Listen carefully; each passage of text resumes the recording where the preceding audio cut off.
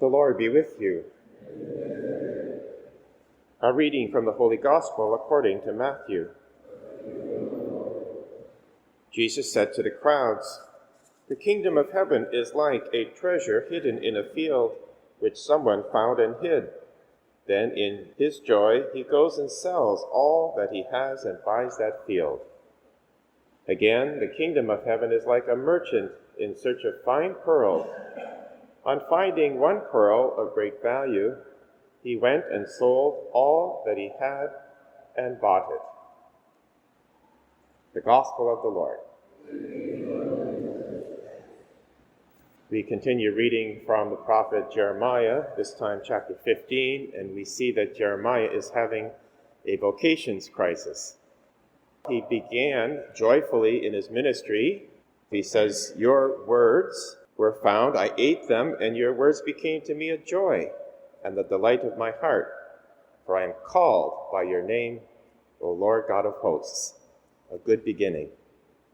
But he was rejected by the people continuously. He warned them of the disaster that was coming if they did not turn back to God, and they started persecuting him physically and in all kinds of other ways. Eventually, they put him to death.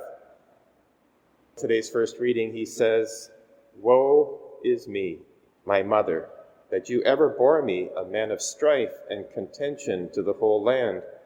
I have not lent, nor have I borrowed, yet all of them curse me."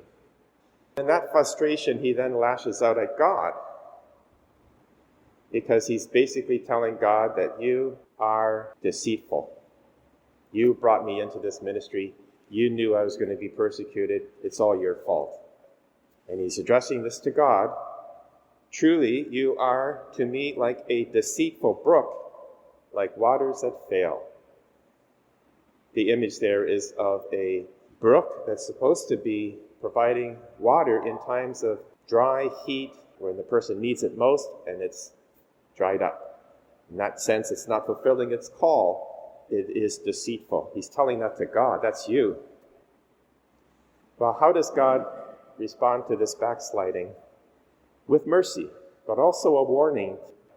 "If you turn back, I will take you back, and you shall stand before me.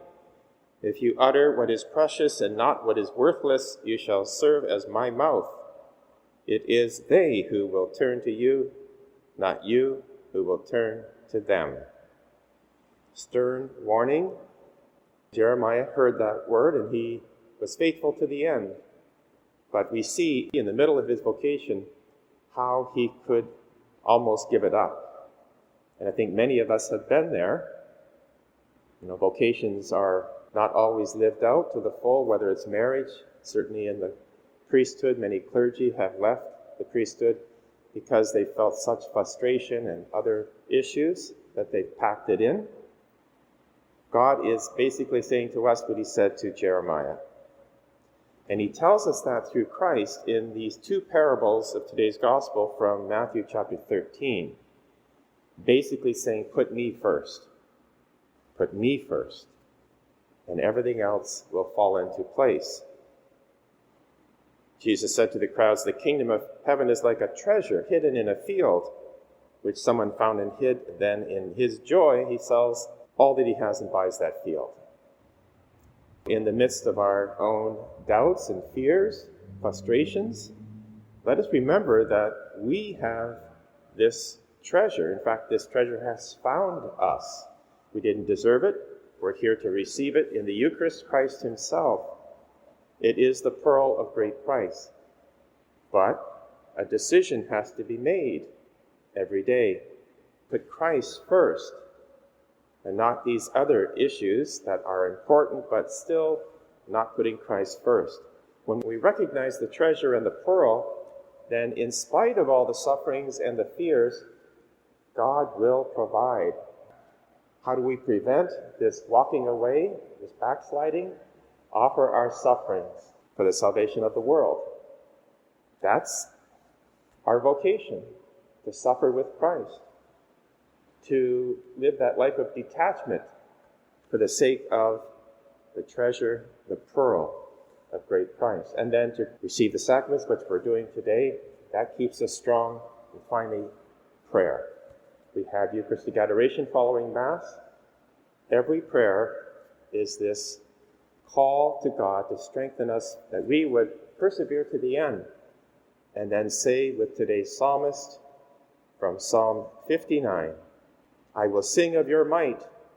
I will sing aloud of your steadfast love in the morning.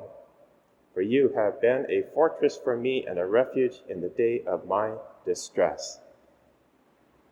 O my strength, I will sing praises to you, for you, O God, are my fortress, the God who shows me steadfast love.